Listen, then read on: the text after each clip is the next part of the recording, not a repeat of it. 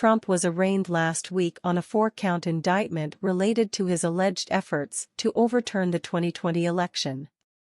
On Friday, Smith asked U.S. District Court Judge Tanya Chutkan to issue a broad protective order that would prevent Trump from releasing any discovery in his latest criminal case to the public. Smith's request for a protective order came after Trump posted to Truth Social, "If you go after me, I'm coming after you," which the government said was a mention of the case by implication.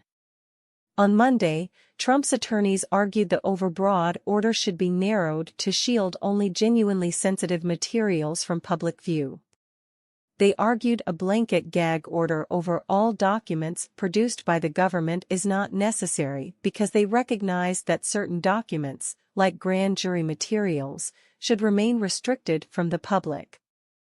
Smith hypothesized that Trump would publicize grand jury transcripts, resulting in a harmful chilling effect on witnesses in his motion for a protective order. Trump's legal team emphasized the First Amendment violations that would occur if the government's proposed order went into effect.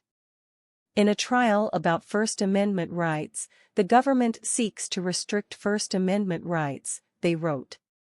Worse, it does so against its administration's primary political opponent, during an election season in which the administration, prominent party members, and media allies have campaigned on the indictment and proliferated its false allegations. Trump's attorneys also referenced President Joe Biden's embrace of the dark Brandon meme in a video Biden released on the same day as Trump's arraignment. President Biden has likewise capitalized on the indictment, posting a thinly veiled reference to his administration's prosecution of President Trump just hours before arraignment, Trump's attorneys argued before referencing Biden's post.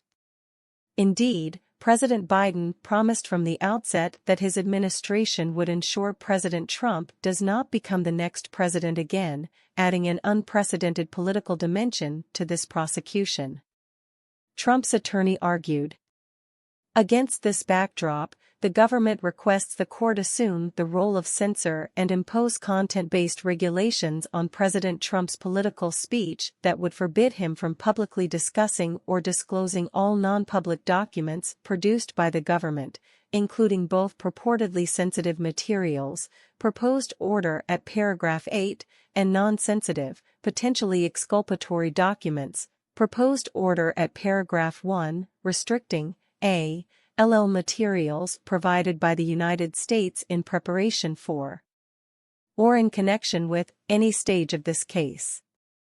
Trump's legal team suggested the court limit its protective order to genuinely sensitive materials, a less restrictive alternative that would satisfy any government interest in confidentiality while preserving the First Amendment rights of President Trump and the public.